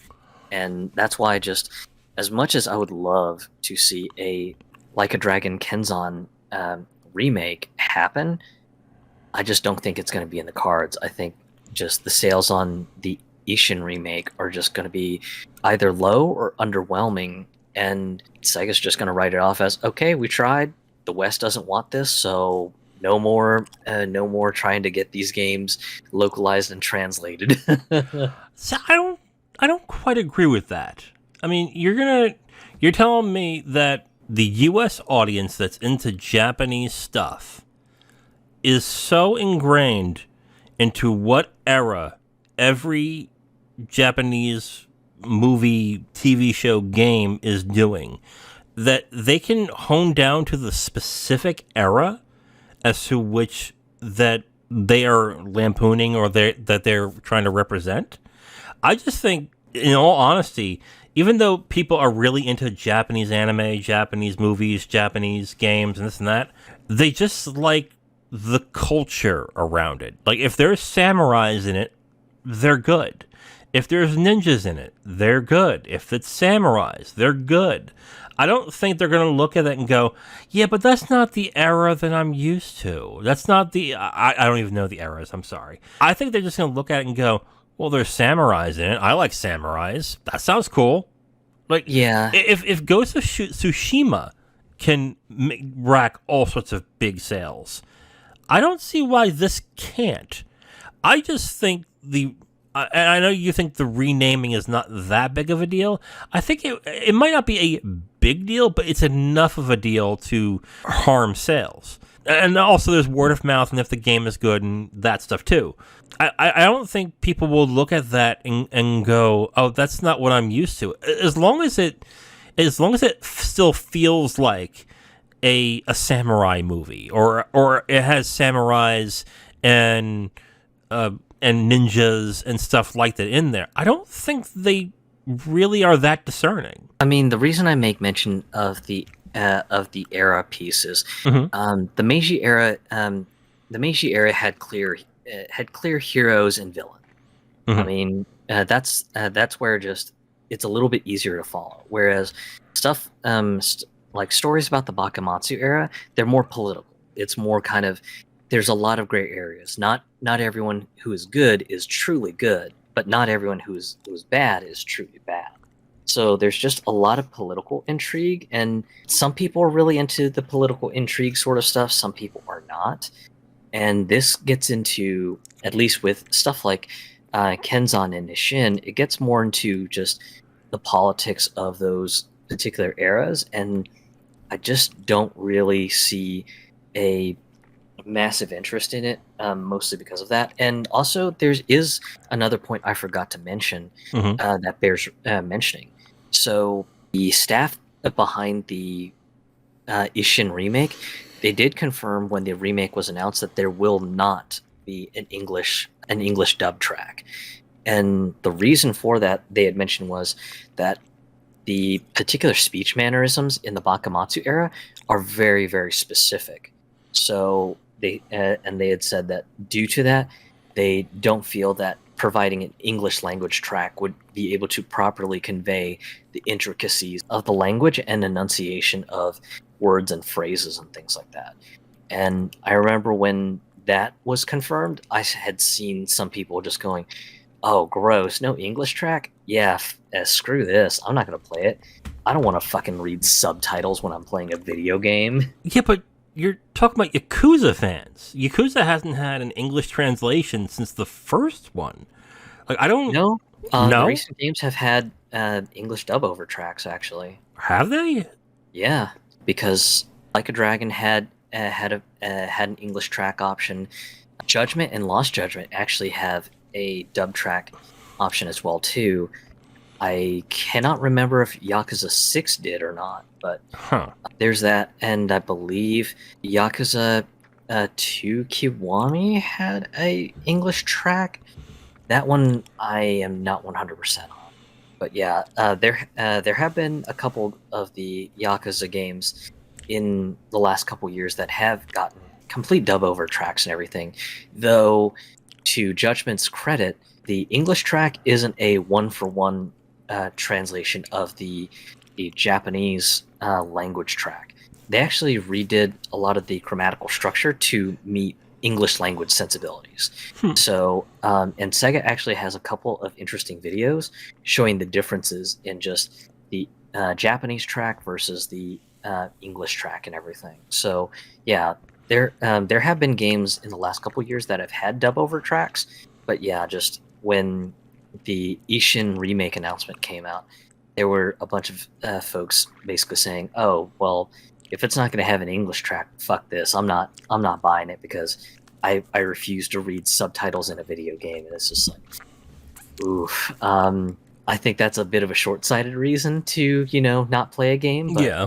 Just, hey, if that's how you feel about video games, whatever. I don't think that's going to be that big of a deal, though. I just don't know. Maybe it will. But I don't think. I just think that if you are into Japanese media, you would have had to have dealt with subtitles at some point. Like, someone had to have told you have to see this anime, but it's in subtitles. I'm like, oh, do I really want it? And then you give it a shot, and you realize, oh, it's just fine. Whatever. Like, yeah, I wish I could say that that's how it should be, but yeah, I have run into people in Meat Space that when I would recommend them like a anime that had not been picked up for localization and going, "Oh yeah, just this anime is completely fan sub, but yeah, because it's a fan sub. Yeah, there's no English dub over track, but it's good enough that you'll end up just kind of getting used to it. And some people just flat out refuse and been like, nope, I refuse to watch an anime subtitled because I don't want to have to read while I'm paying attention to the anime. And I'm just Yeah. I mean, honestly, I dealt with that with movies too. Like I would when when I used to do movie reviews and everything, and I would name a movie of the year a subtitled movie. I'm like, why are you? I don't want a subtitled movie. I don't want to read while I'm watching a movie. I'm like, ugh, good lord. So yeah, that's true. I've dealt with that too. I don't know. I just think a Yakuza fan or now a Like a Dragon fan is a little more discerning than that. But maybe I'm wrong. Ultimately, I'd love to be proven wrong. I'd love to see just the sales for the Ishin remake to just completely shatter expectations, and then for Sega to go, you know what, sales exceeded our expectations to a wild degree. You know what, you crazy Westerners, you asked for Kenzan to be remade, you're getting it. Like a Dragon Kenzan remake coming out 2026. Yeah, so we will see if that happens. We'll have to deal with Ishin's sales, but we also haven't seen the last of the marketing with it, so maybe something will happen where we'll get people excited to try it. All right, well, we're at the end of the episode of the Capital Games Podcast, but before we go, I usually have a question for Zero, but since it is a new month coming, we're going to go into new releases for December 2022. There are some big games coming, but it's still a fairly late month, so I might throw in some ports or some lesser-known games, but there's a good number of games that we can discuss. Why don't we get started with the game that's coming out December 1st? That's Gundam Evolution for PS5, Xbox Series X, PS4, and Xbox One. I believe this is the free-to-play Gundam game that is essentially Overwatch? Is that... Yes. Yes. Yeah, it's... some people basically said that it's what Overwatch 2 should have been, except with Gundams instead. Okay. I mean, I've not really heard much other than it's solid, but I don't think this is going to be something that's going to get a lot of people into it. Maybe I'm wrong. Maybe if the gameplay is diverse enough, it might siphon some people away from Overwatch. But I don't see this being a big seller that makes a lot of money. I could be surprised. Or maybe there's more. Maybe this is what will get the Japanese market to get into hero shooters. But I don't see this being a big seller. I think it's been big in Asia so far. I just don't know if it's going to have the same sort of attracting power for Western audiences, especially because just Gundams are kind of a niche hobby to get into. Well, they're big in Japan, right? Oh yeah, absolutely a huge hobby in Japan, especially just with building the models and stuff like that. But a game that's a hero shooter that covers the subject matter of Gundams and stuff like that, in the West, I imagine that it's probably going over well with anyone who's just a big Gundam model nerd or a Gundam anime nerd and everything. But yeah, just as far as broad appeal, it'll be really interesting to see if they end up monetizing pretty decently on their microtransactions and everything. I know Bandai Namco typically puts out their quarterly financial reports in English as well too, so we'll have to watch out for that and see how that does. The next game is Romantic Saga Minstrel Song, coming on December 1st. PC, PS5, PS4, Switch, iOS, Android. This is a remake of the PS2 game that came out a long time ago. I don't remember Romancing Saga being like on PS2. Am I wrong on that? No, it was. Really? Because I thought... Or am I thinking Saga Frontier? Saga Frontier was a PS2 thing as well too. Okay. But yeah, Minstrel Song was... or no, excuse me. Minstrel Song is the PS2. It was the original PS2 remake of the Super Famicom Romancing Saga 1 game. Oh. So this is a remake of a remake, essentially. Ah, okay. And Romancing Saga 2 and 3 were re-released fairly recently, I think in the past 5 years, correct? Yeah, yeah. Okay, so this is just continuing with that tradition. Yeah, not much I can talk about with this. I guess those who are looking forward to more JRPGs or more classic JRPGs were probably interested in this, I would say. But yeah, anyone who has wanted to play the original Romancing Saga, this is just a remake of the PS2 remake. So I think one of the main differences is that there have been some more quality of life changes put into this version of the remake. So if you want to be able to play this, but you have adult responsibilities to take care of, then some of the quality of life changes may end up kind of facilitating and making this game a little bit easier to play. Yeah. Okay. Okay. So that comes out December 1st. December 2nd, the Callisto Protocol, PC, PS5, PS4, Xbox Series X, Xbox One. I mean, this is one that a lot of people have been looking forward to. The word of mouth has been pretty good. I've seen some reviews or some people who have played it and said that they are very impressed by this game. So the word of mouth is very positive. There has been some negativity because apparently death animations are going to be part of a season pass, which is weird, but okay. But overall, like, people have been looking forward to a new quote-unquote Dead Space game. And this seems to be fitting the bill quite well. So I think that if the word of mouth stays largely positive and gets great reviews, I think we have a potential new franchise at this point. What do you think? I know some of the preview coverage has generally been pretty positive. I know that Crafton has had a few gaffes. I know early on there, the studio head got flack for basically going, hey, we're crunching so hard to make this game just for you. And of course, this was said during a time that video game crunch is being looked at as a human and social issue in video game development. So that wasn't quite a good look. You mentioned that there was the slight controversy on death animations being withheld in a season pass. I believe the studio lead came out and said, well, people are misunderstanding. Just some of these death animations will be in just new story chapter beats that are going to be in the season pass. So hard to say if he's being genuine about that or not. I guess we'll see when the game launches and people get a good look at what the season pass entails.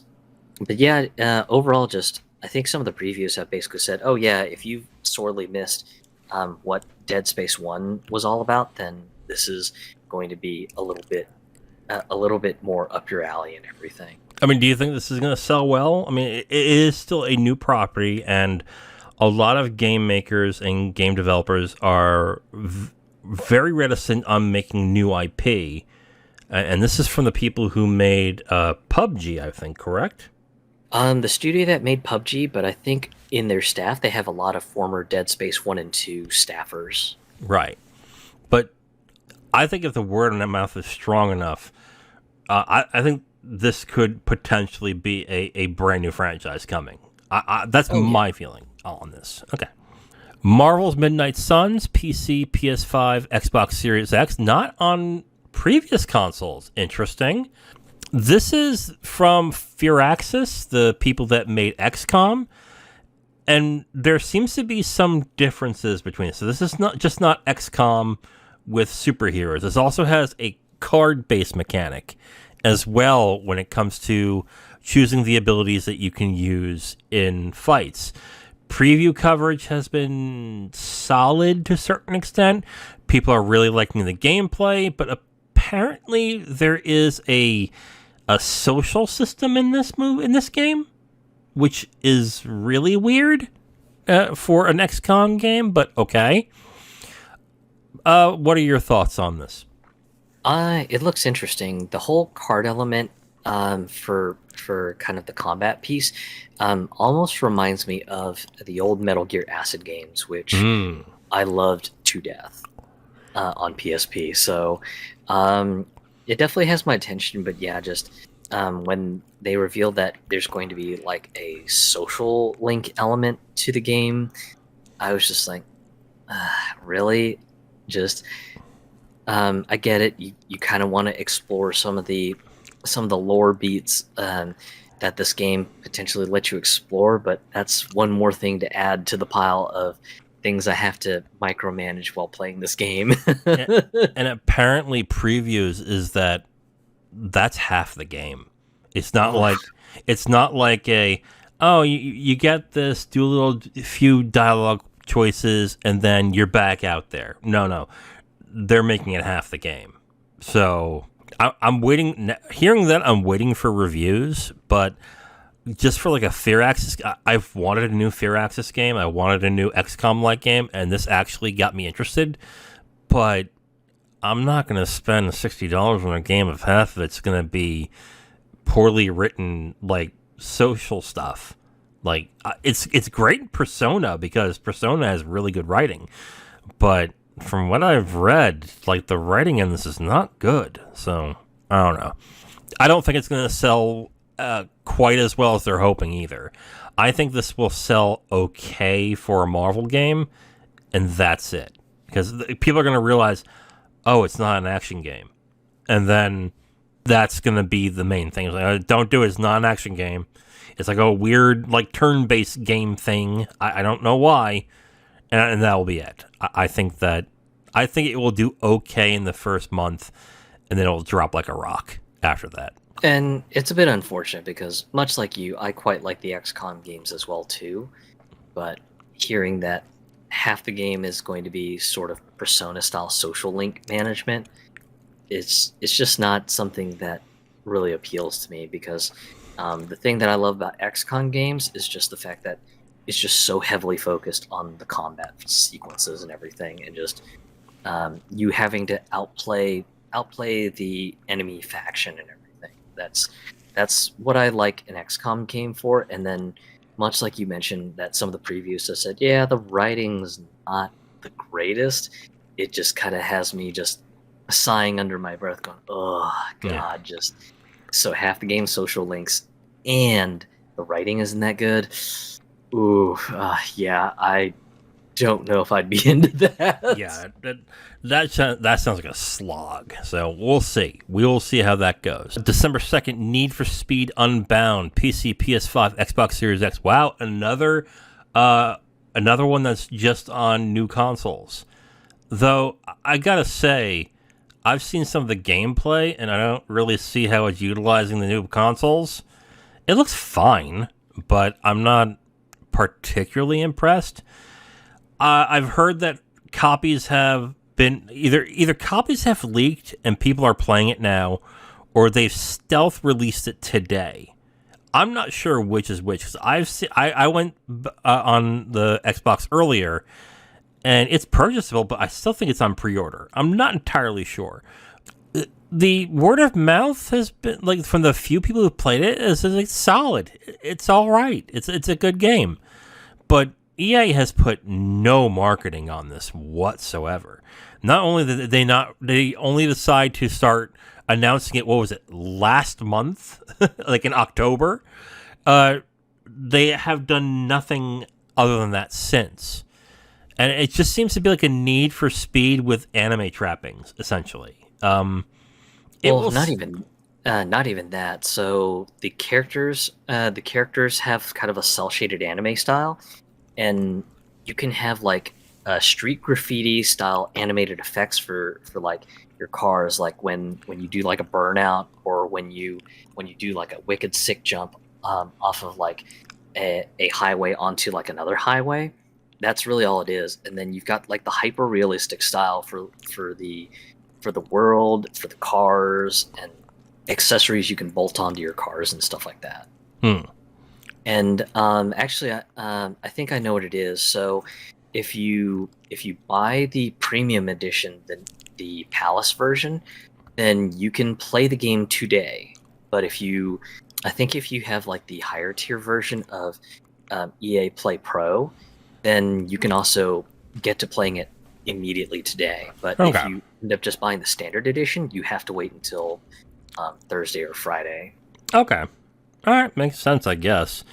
But I don't see this being the thing that makes Need for Speed a big seller again, or be really popular again, since they essentially just stealth released it, essentially to me.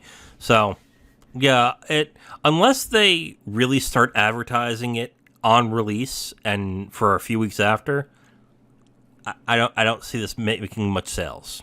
To be completely honest, Fortnite Chapter 4. Good lord, it's on everything. December 4th. Only reason why I decided to mention this because I usually we don't talk about like updates to free to play games, but Fortnite is big enough where we're probably going to hear a lot about it. I think in the next few days. I haven't heard that sales and player base has gone down on Fortnite. I've not heard that at all. I've heard like people who are really into Fortnite have not liked the direction it's been in for a while, but other than that, it's still selling. It's still got a fan base. I've not heard it losing money, so I don't know. Other than that, I mean, it's Fortnite Season 4. Maybe Goku comes back? I don't know. Is Naruto been in there?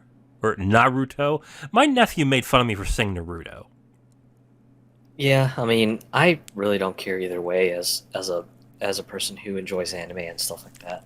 But yeah, just as far as Fortnite goes, yeah, it's kind of been in this weird sort of stalemate situation, and that's made even more apparent with the player base just kind of not being too happy with the position that the game is in right now and the direction that the developers have been taking with it. And to the Fortnite community, they have my sympathies because one of my favorite games, Warframe, is in sort of that same sort of situation. Most of the player base for Warframe aren't really quite too happy with where the game is right now, and we haven't been happy for a while. So, to the Fortnite fans out there, they have my sympathies because I know that situation very well, and it sucks. Yeah.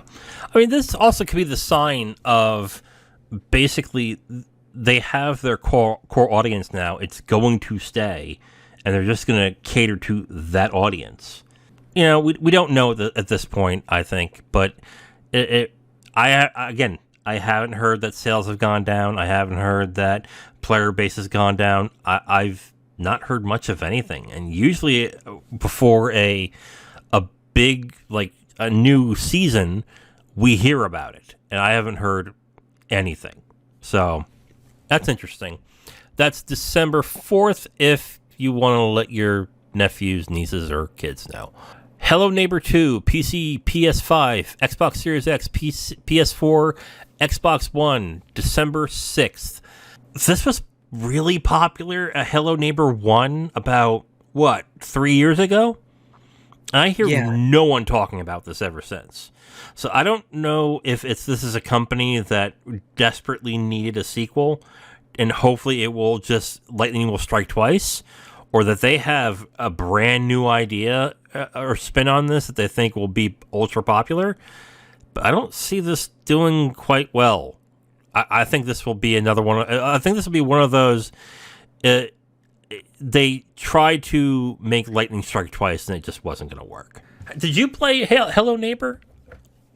I did not. I think for a little while it was available on Game Pass, but I don't think I got in on it when it was on Game Pass.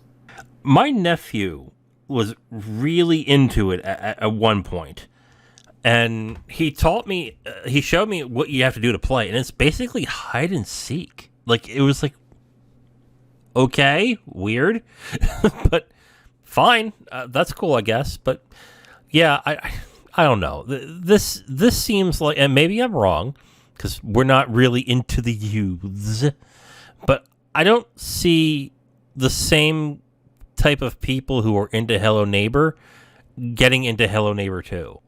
Like, I think I told my nephew Hello Neighbor 2 is coming out soon, and he's like, yeah, okay, whatever. And if he's saying that, then I don't see this making that big of a deal. December 6th, Knights of Honor 2 Sovereign PC. Do you even know what this is? I do not, unfortunately. Okay, that's fine. I didn't know either until it was on the THQ live stream that happened months ago. This is essentially THQ's Crusader Kings. And I didn't even know they had a first one, to be completely honest. But, yeah, that's it, really. I mean, I guess those who are bored with Crusader Kings might want to give it a shot. But other than that, I don't really see, I don't see this selling very well either. I mean, it maybe those people are jonesing for a new game, but Crusader Kings is a game that gets buttloads of DLC and a lot of updates. So it would have to take something pretty big for it to pry people away from Crusader Kings 3. I don't see that selling very well. Yeah, 4X games are usually really, really niche as it is. So, trying to compete in a niche that is pretty much dominated by Paradox is definitely going to be hard. They have to really put something on the table that Paradox just cannot offer, and I'm just not sure that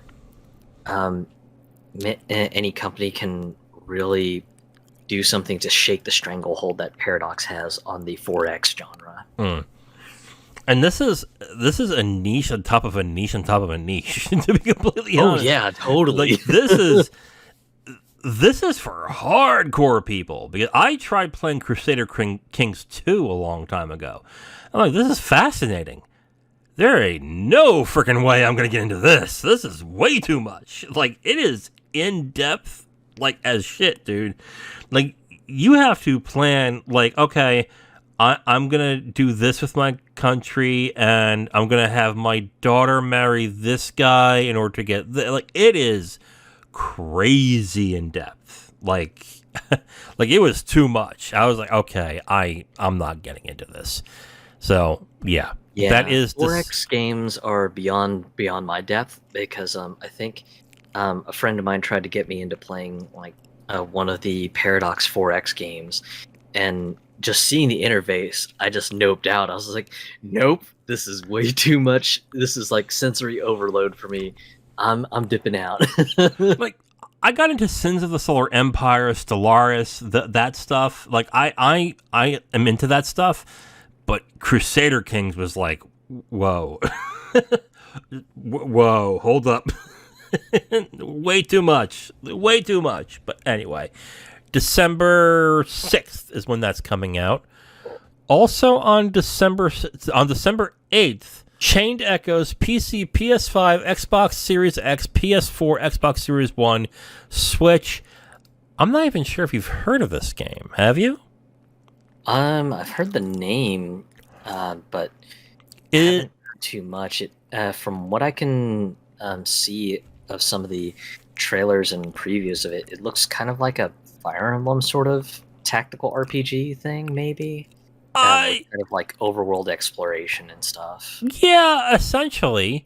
And it also, and this is funny too, the website that it is its main website is in the style of, I would say, if I'm being generous, maybe a 2000s website, like a GeoCities type. Like, it is very old school. And yeah, that's what it looks like to me. It looks more of a JRPG than of a tactical RPG. But yeah, they're modeling it towards 16-bit RPGs, essentially. I wonder what the price is on this.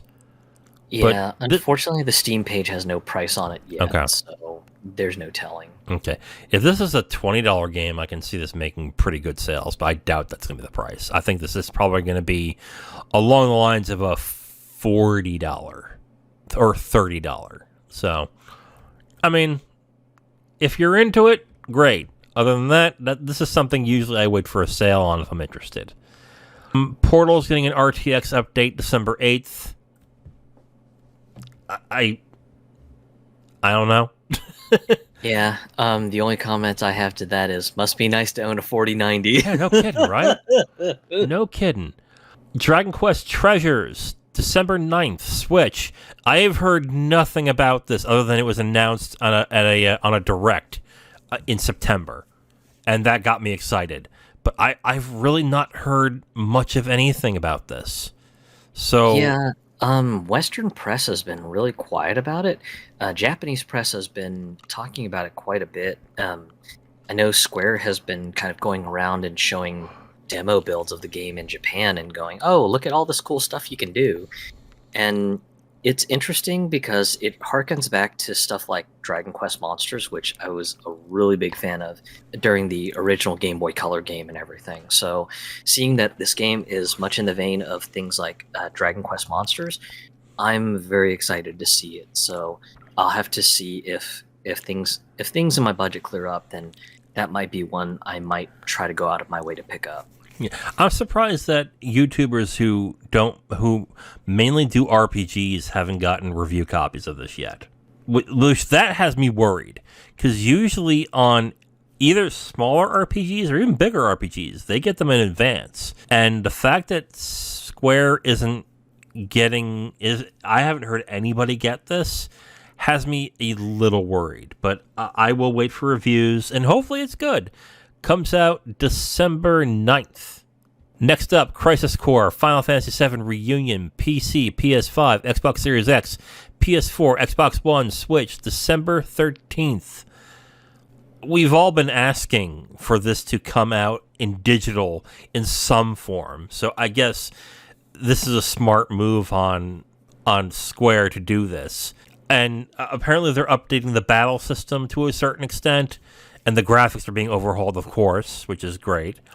I remember Crisis Core being pretty divisive when it came out.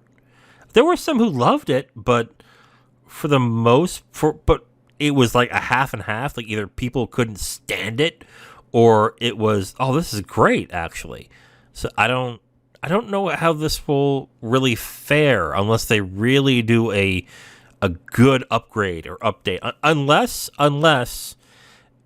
there's more people who are into the Final Fantasy VII remakes than I realize, and then they just see new Final Fantasy VII game and go, ooh, and snap that up, like I used to in the PlayStation days when I saw Squaresoft and was like, ooh, I'll get Brave Fencer Musashi, and I did that for whatever reason. Brave Fencer Musashi was all right, but yeah, what do you think, Crisis Core? This one is interesting, especially from the fact that, much like you said, the PSP game has been delisted from PSN for a long while, and Yeah. for anyone who wants background on why, it's because of one of the characters, Genesis. He was modeled after the Japanese rock star Gact, and apparently his agency has a very, very draconian policy on his depiction, and apparently just at one point Square and his agency could not come to terms on working a licensing deal to allow Crisis Core to be sold, but I guess something must have happened between then and now that they're now permitting the depiction of him to happen, and that's why just if you go to the Crisis Core Japanese page, they actually do say that Gact is reprising his role as Genesis, the character in Final Fantasy Crisis Core Reunion. So there's that, which is great to see. The combat revamp is mostly the fact that the RNG element has been removed. Oh, Because, okay. one of the big things that people really didn't like was the fact that the summon mechanic was tied to the RNG slot machine. So you had to hope that your attack landed when the slot reels just clicked right on the image of a summon. So like if you wanted the Sephiroth summon, you would have to hope and pray that you just land one of your attack commands right when all the Sephiroth pictures on the slot reels align together, and then boom, you would get the Sephiroth summon. So the RNG elements of stuff like summoning have been removed and now placed into a command area, so you can just use them kind of like a traditional Final Fantasy game, where when your summon meter fills up, then boom, you can click on the summon you want and just activate it. The Okay. RNG reels now are more for like attack attack damage bonuses, magic damage bonuses, so on and so forth. So stuff to potentially sweeten up battles and things like that. So um, those look like changes that are definitely in the positive. And I think Square Enix team behind this game did an interview with the North American PlayStation blog team, and they said that some of the story elements are being rearranged to make a little bit more sense. So it sounds like that they're doing an overhaul in the story to make sure that the storytelling makes sense.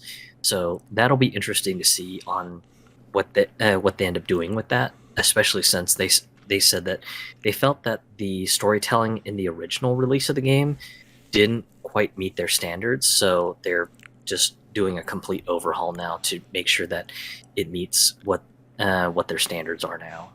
Do you think sales will be strong on this? Likely. This has been one that a lot of Final Fantasy fans have been asking for, especially since the delisting of the PSP original release. So I think sales will be strong. Even more so the fact that it's coming out everywhere. Yeah. That's going to help as well, too. Right. It coming to Switch, I think, is a big deal. Oh, yes. And, yeah, I think it will be, unless the word of mouth that it is a steaming pile of dog turds, I think it will sell very well. Yeah, I agree. High on Life, PC, Xbox Series X, December 13th, also coming to Game Pass. This is from, I believe, the creator of Rick and Morty is doing a lot of the voice work and animation and stuff like that. It's basically a game that he's creating, and it shows. I know they showed off it was Summer Games Fest where they showed off a portion of it, correct? Yep, and this was where you had one of the guns that sounded like Morty was talking and griping and screaming to you as the player and everything. And I know that some of the impressions for the Summer Games Fest gameplay demo were just like, ugh, God. So this is basically a Morty speaking to you for the entire game. Gross. I'm not interested. So yeah. Like there's a reason why Rick and Morty works well for 30 minutes, because you don't want to deal with them for 12 hours, essentially. Yeah, so it'll be interesting to see if there's a little bit more variety in the voices or not. It'll be kind of easy to suss out, especially from the fact that the game's going to be on Game Pass. So we'll see how that goes. Comedy is a subjective thing. Some people might like it, but the showing it had in the Summer Games Fest really did not help its case. So that's coming December 13th. If it's being on Game Pass, I don't expect sales to be that big, but maybe a lot of people will download it. We'll see. Finally, the last one we have is The Witcher 3 coming to PS5, Xbox Series X, December 14th. They're also going to update I think they're going to update all copies of this game. Yes. Yeah, so if you have a major quality of life update for all current platforms, so PS4, Xbox One, PC, and Switch. Mm-hmm. And additionally to some of the quality of life changes that they're adding, they will be adding brand new quests that relate to the Netflix TV show that had been going on. So it will merge the TV show's lore and integrate it into the games, which is a bit interesting if you're one of those who really, really got into the Netflix show. So something for folks who are big Witcher nerds. I heard that people liked the first season, but were very cool on the second season. And now that Henry Cavill is not returning after the third, there might be a slight dip in people who are interested in the series itself. Might not have been the greatest time to actually re-release this, but you'll get some people who will buy it not realizing that their PS4 disc will upgrade to the PS5 automatically. So you'll get those sales. It's not going to be a big seller, but I think it will get some to a certain extent. So, yeah. Not a big seller. It'll get some, but we'll see from there at that point.